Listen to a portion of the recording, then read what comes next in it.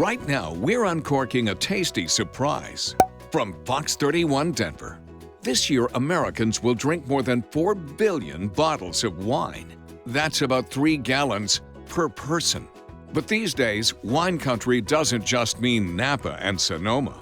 We heard through the grapevine some of the best Merlots and Cabernets around are being barreled and bottled right here in the high country. Colorado is now home to a $300 million wine industry, thanks to entrepreneurs intoxicated by the sweet taste of success.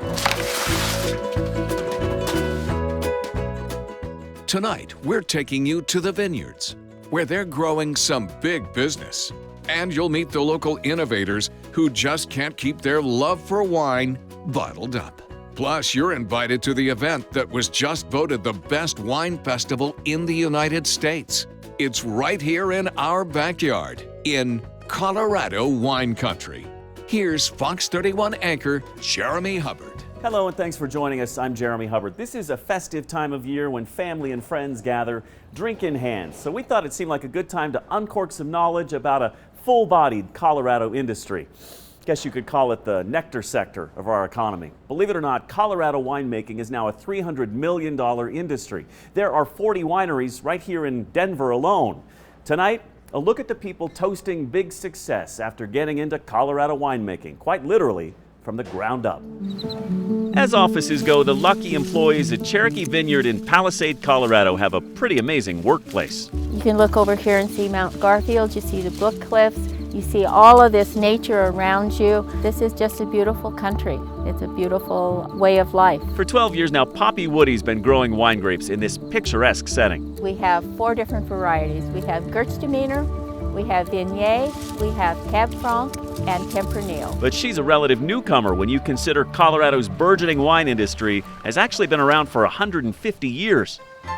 Just ask the folks at History Colorado, who still have a collection of some of our state's earliest wine artifacts, from barrels to bottles and everything in between. Many people are coming from the east to the west for a variety of reasons. In fact, after the Civil War, to rebuild because the west offers hope. But they're also coming here for industry and work, for the railroad, mining, agriculture, and with them they're bringing these traditions and cultures, including winemaking. Some of the early coal miners who settled Fremont County in the southern Front Range brought grapes from their native countries in Europe. Around 1870, they started building the irrigation canals off the Colorado River in the Grand Valley around Palisade. And as soon as they did that, they realized this was going to be an outstanding fruit-producing area. Among the first to make that realization was this man. We have George Crawford here, who was significant for Colorado's wine industry in that many people consider him the father of wine in Colorado. And he founds Grand Junction, and in Grand Junction he plants grapevines on about 60 acres, and then he encourages others to come to Grand Junction, settle there, plant their own vines, because the climate in Grand Junction, the fertile soil, there's a lot of opportunity, and he's credited with starting it. It's interesting, we're lucky we have several of his journals, and he talks about the conditions in Colorado, what it's like living in a log cabin, what it's like living in a tent, and seeing the town develop over time. Before long, Colorado's wine industry was on a roll. By the year 1900, farmers were already harvesting about 1 million pounds of grapes every year, grown in 1,000 different vineyards. Colorado being the cutting-edge state that it is, we passed Prohibition 4 years before everybody else. That kind of shut down the industry very quickly. The wine industry did not come back until the 1960s. That's when this local dentist, Dr. Gerald Avanci, almost single-handedly revived Colorado's winemaking industry. It started as a hobby inside his Denver garage. It turned into a big business called Avanci Cellars, Colorado's first post-prohibition commercially bonded winery. His first year, he made 8,000 gallons and even won awards with it in European wine competitions. Starts a wine industry business in North Denver off LaPan Street, and then eventually he encourages individuals in Grand Junction and that area to again start the industry, and it takes off. And then since that time, we've had more and more vineyards, wineries begin to develop in the state and succeed. Fast forward 50 years and there are now more than 150 Colorado wineries producing 179,000 cases of wine this year alone. The wine industry contributes $300 million to the state's economy, and it's seeing annual growth averaging 14% every year over the last 2 decades. With intoxicating numbers like that, a Denver family decided to quit their jobs and give the wine business a shot. My name is Scott Hamilton. We're in Palisade, Colorado. I'm one of the owners of Red Fox Cellars, the newest winery in Palisade. We kind of fell into it, honestly. We had a business in the Denver area that we sold, and we were looking for a more rural lifestyle. Met some people that had a vineyard, and they convinced me to try to make some wine, and it was kind of crazy. I made every mistake in the world with that wine, but it was still one of the best wines I've ever made, and it caught me kind of hooked. Those first couple of years were rough. He lost his vineyard both years because of bad weather, so he turned to cider.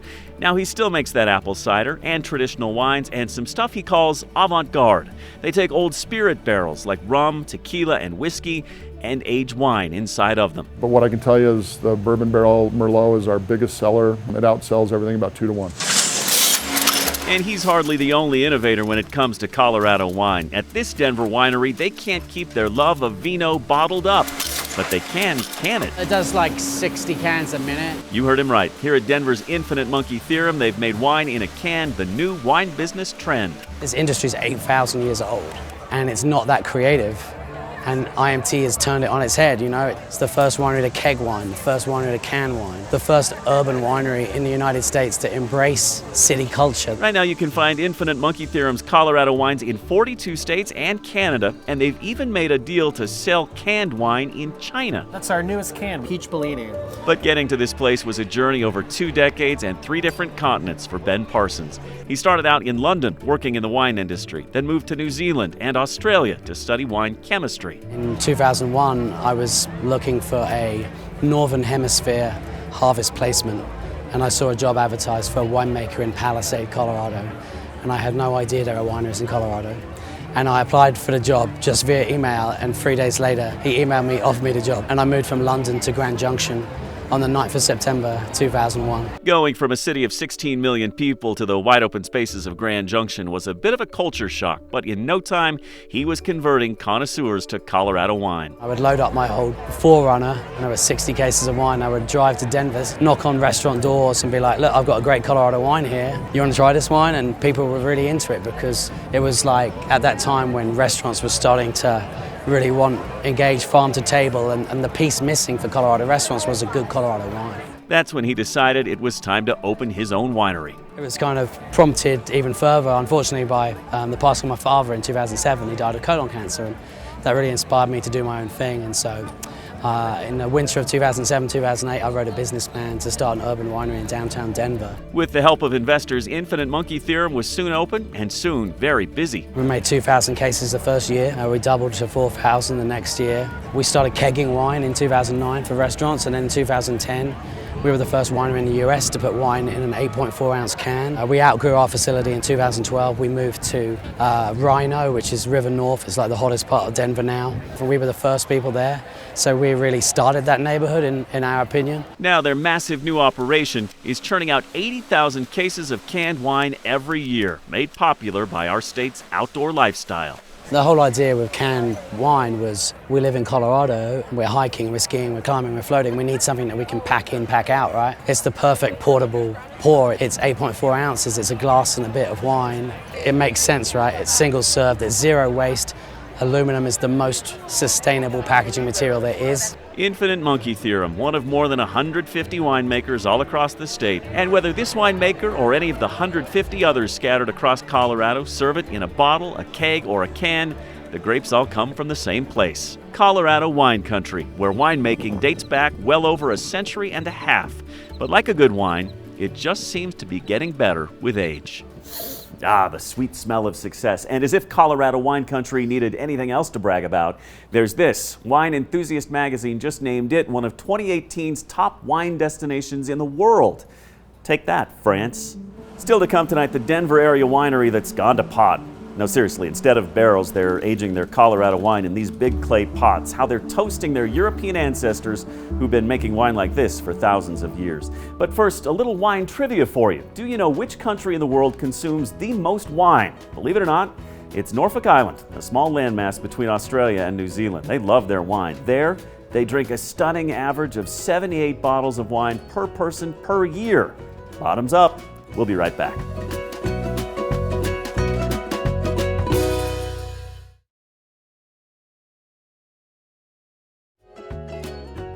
Welcome back as we talk about a favorite subject, wine. Believe it or not everybody in the world loves this stuff. In Pakistan, the average person per year drinks about 0.00011 bottles of wine. That's about this much. Now compare that to Croatia, where the average person drinks 63 bottles of wine per year. Maybe that explains why a man from that country recently moved to Denver to share his love of wine and his unique winemaking method with Colorado. Another delivery of fresh western Colorado grapes has arrived here at Purgatory Cellars Winery in Parker, ready to ferment into wine. But when they rake these Gewürztraminers into the grape crushing machine, this wine isn't bound for the old bunghole. No wooden cask for this grape juice. Here they do it the old-fashioned way. The really old-fashioned way. So that is original winemaking technique dated 8,000 years ago from Georgia. It's unique because nobody in the state of Colorado is doing that, and it's really unique in the whole United States. Owner and winemaker Marko Kopic moved here from Croatia a few years ago just so he could make wine the ancient way. Since the 6th century BC, winemakers have been using amphora containers, these huge clay pots usually buried in the ground, to age wine. The method is rare here in the U.S., and it's not easy to pull off. Each of these 500-gallon pots was imported from Europe and reinforced with chicken wire and plaster so they wouldn't break during shipping. Once they arrived here, the next crucial step in the amphora process was top-quality fruit from Palisade, Colorado. Especially for the wine coming out of the clay pot, it's really important that you have good grapes. The crushed grapes are poured in with skins, seeds, and everything, and aged a few months, depending on the grape. After that, with some of their wines, they finish the fermenting process in traditional barrels. The wine is absolutely unique. It's different. It tastes really good. Those are mostly white wines. They will taste like red wines. They will be soft, smooth, always higher in color, and we call that amber wines.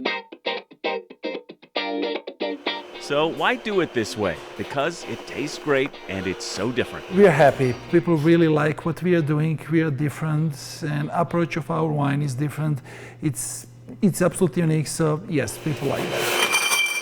Purgatory is the first and only winery in Colorado using this method, and it's a hit. They're selling about 30,000 bottles a year, and they've already won a slew of medals in the Governor's Cup wine competition. For me, it's just all the different adventures you can go on. There's so many different reds, so many different whites that we make. Every day you can come in and try 4 new ones. I think we make over 26 to 30 different bottles of wine. So it's just an adventure. Since opening back in 2015, they've already doubled their size, and they've even expanded to 2 other locations. So we're excited to see what the future holds. Cheers. Cheers. Sure, the owners may be from Croatia, but they're all in on Colorado now, taking their name from the western slope mining town of Purgatory and trying to win over new Colorado wine lovers with their ancient approach to making wine. Cheers. If you want to see what wine from a big clay pot tastes like, Purgatory Wine Cellars now has locations in Parker, Castle Rock, and Highlands Ranch. When we come back tonight, we'll join 6,000 wine enthusiasts on Colorado's western slope at a gathering recently named the best wine festival in the entire United States. That's when Colorado Wine Country returns after this.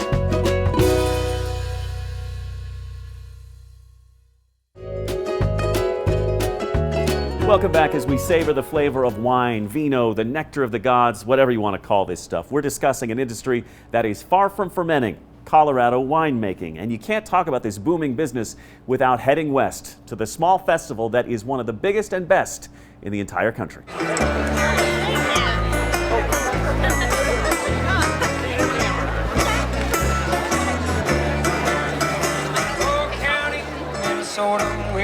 For nearly 30 years, wine lovers by the thousands have flocked to the western slope for 4 days in September 2016 Cabernet Franc.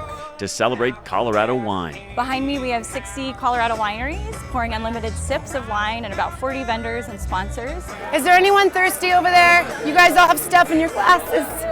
I love it. This event started in 1992 with just 5 Colorado wineries and less than 500 attendees, and it's grown to an event with over 6,600 attendees and 60 Colorado wineries. It's the largest wine fest in the state of Colorado, and we were recently named the best wine festival in the nation by USA Today just last year. Hey, #1 in the U.S., right?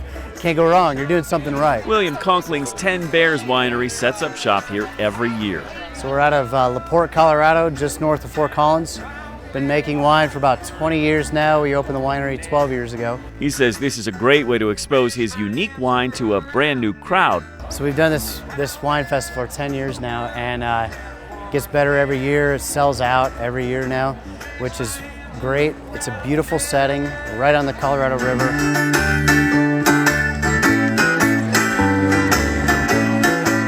You get crowds from Colorado, Utah, Arizona, Wyoming. You get people from everywhere. This year we have attendees from over 45 states and 6 countries joining us. What do you look for in wine? Do you have anything white? I have a Muscat Blanc, and then I have our version of a peach wine, which is really awesome. Each wine lover here to sniff, sip, slurp, and savor Colorado wines. Colorado is known for Cab Franc, some really big reds. They're cold hardy. We have some really great hybrid varietals coming out. And for whites, we are known for Riesling and Gewürztraminer, of course. All made by wineries that are increasingly getting attention, and not just within the borders of the Centennial State. We have over 150 Colorado wineries in the state of Colorado now. A lot of them are bringing in 90-point wines, entering competitions all over the nation and all over the world, and getting huge accolades. In fact, the festival serves loads of wines with scores of 90 or above, known as superior or exceptional on the Wine Spectator scale. That's industry speak for really great. And in blind taste tests, they often beat bottles from California. I love telling people about wine and getting people excited about putting local product in their hand. That's the goal for the future of the Wine Fest. Spread the word about what's being produced right here on Colorado's beautiful western slope. To just continue to grow and make better products and get it in the hands of as many people as possible.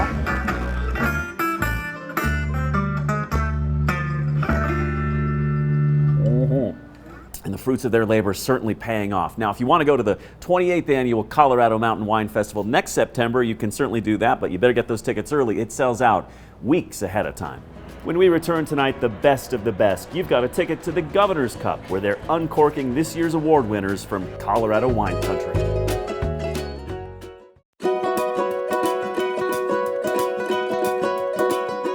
Finally tonight, the Battle of the Bottles. Every year, Colorado wineries go head-to-head to see who will win the most coveted award in the state, the Governor's Cup. So, which reds, whites, and rosés are this year's big winners?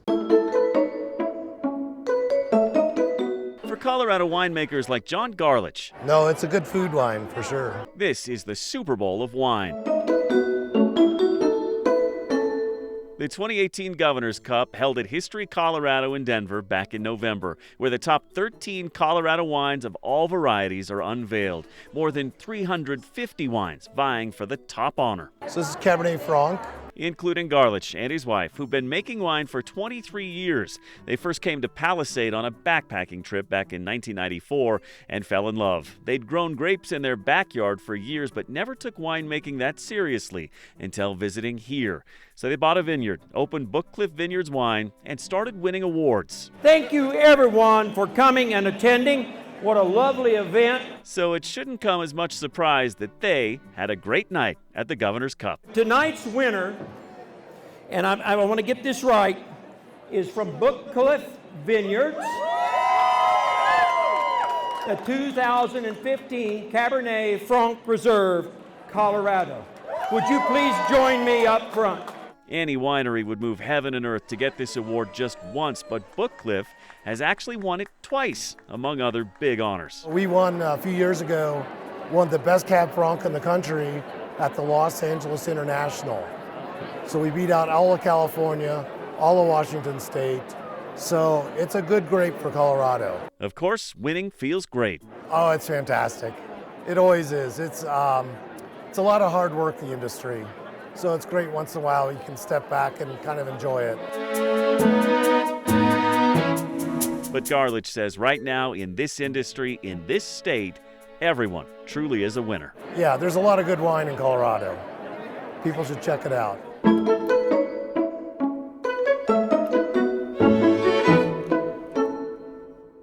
And a tip of the glass to all of this year's Governor's Cup winners. For hundreds of Colorado winemakers, those awards are the fruits of some pretty hard labor. Growing fruit that's being enjoyed by the glass by wine lovers all across the state, and also being noticed by wine aficionados all across the country. And we'll drink to that. I'm Jeremy Hubbard. Thanks so much for joining us tonight.